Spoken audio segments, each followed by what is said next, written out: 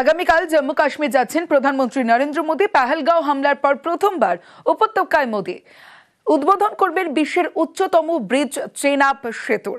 আরো বিস্তারিত বলবে আবির ঘোষাল, রয়েছে আমার সঙ্গে। আবির, দেখো 272 kilometre Udhampur Srinagar Baramulla rail line, যেটাকে ভারতীয় রেলের ইউএসপিআরএল প্রজেক্ট বলা হয়, তার যে শেষ 63 কিলোমিটার অংশ দীর্ঘ কাটরা থেকে সাঙ্গালদান পর্যন্ত, যা অত্যন্ত গুরুত্বপূর্ণ, সেই জায়গাটি তিনি উদ্বোধন করবেন। এবং এর মধ্যেই বিশ্বে চমকে দেওয়ার মতো দুটো সেতু রয়েছে। একটি হচ্ছে চেনাব, যার কথা তুমি ইতিমধ্যে উল্লেখ করেছো, এবং অপরটি হচ্ছে আঞ্জি সেতু।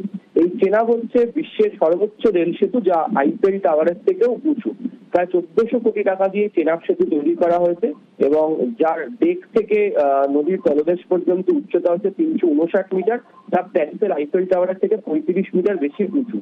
1315 মিটার লম্বা এই সেতু ইস্পাতের খিলান এবং কংক্রিটের কাঠামো, যার মধ্যে 530 মিটার লম্বা একটা অ্যাপ্রোচ ব্রিজ রয়েছে এবং 785 মিটার লম্বা একটি ডেক আর্চ ব্রিজ রয়েছে, যে অংশ দিয়ে যানবাহন চলবে। এবং এটাকেই বলা হচ্ছে এই মুহূর্তে ভারতের সিভিল ইঞ্জিনিয়ারিং এর সাম্প্রতিকতম সময়ে একটা সব থেকে আধুনিক এবং বিশ্বায়িত তৈরি করেছে।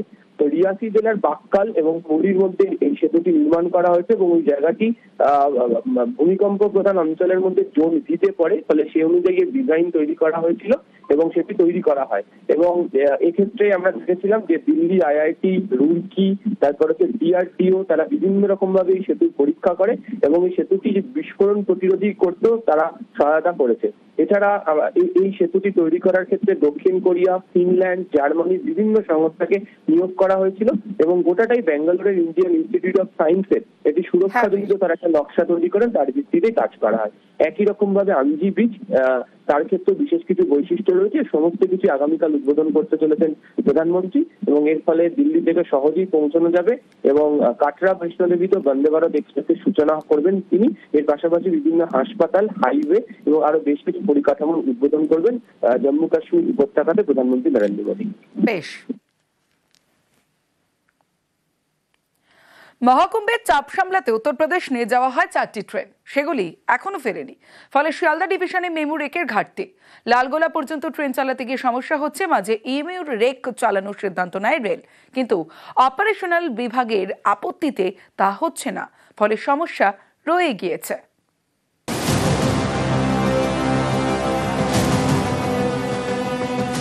মহাকুম্ভে কোটি কোটি পুণ্যার্থীর চাপ। এই চাপ সামলাতে শিয়ালদা ডিভিশনে 4টি ট্রেন নিয়ে যাওয়া হয় উত্তরপ্রদেশে।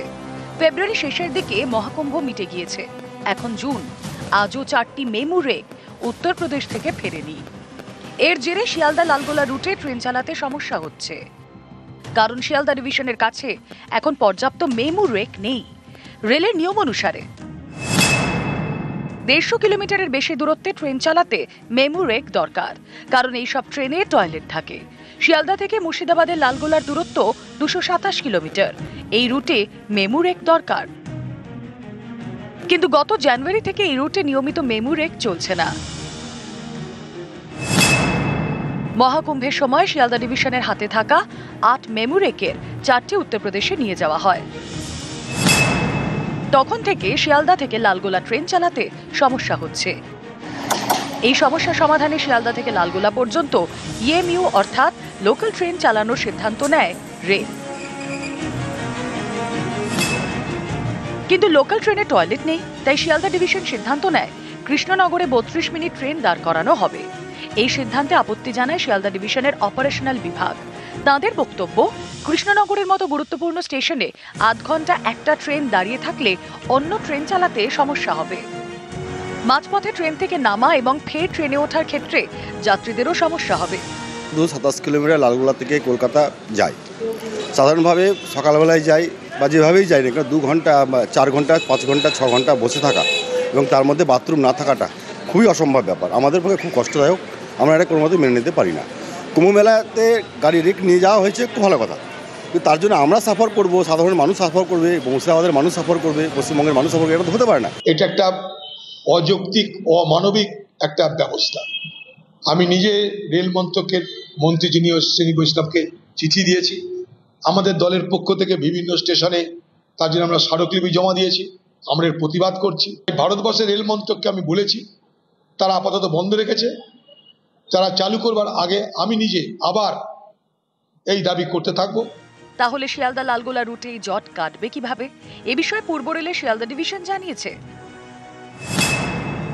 ট্রেন চালানোর সঙ্গে বেশ কিছু অপারেশনাল বিষয় জড়িত। সব দিক খতিয়ে দেখে চূড়ান্ত সিদ্ধান্ত নেওয়া হবে। যাত্রীদের কোনো সমস্যা হবে না। শিয়ালদা লালগোলা রুটে লোকাল ট্রেন চালানো হবে না। তাহলে সমস্যা মিটবে কিভাবে? কবেই বা মিটবে? এ নিয়ে রেলের সমালোচনায় তৃণমূল থেকে বিজেপি সকলেই। তো নিয়ে গিয়েছে, কিন্তু সেটার পরে তো সাধারণ যাত্রীদের যেখানে কমন রুট, যে রুটের ট্রেন, সেই ট্রেনকে তো স্বাভাবিক অবস্থায় ফেরত দিতে হবে। কুম্ভ মেলার জন্য উঠিয়ে নিয়ে যাওয়া হয়েছে সেই ট্রেন, যাতে অবিলম্বে শিয়ালদা সকাল লালগোলা শিয়ালদা রুটে আবার ফেরত আসে। আগামী দিন আমাদের এই লাইনে মেমু ট্রেন আবশ্যক। আমি আগামী সপ্তাহে আবার ডিআরএমের কাছে যাচ্ছি। আশা করি মেমু ট্রেন অন্ততপক্ষে যাতে 2-3টেও চালানো যায়, তাহলে বন্দোবস্ত করা হবে।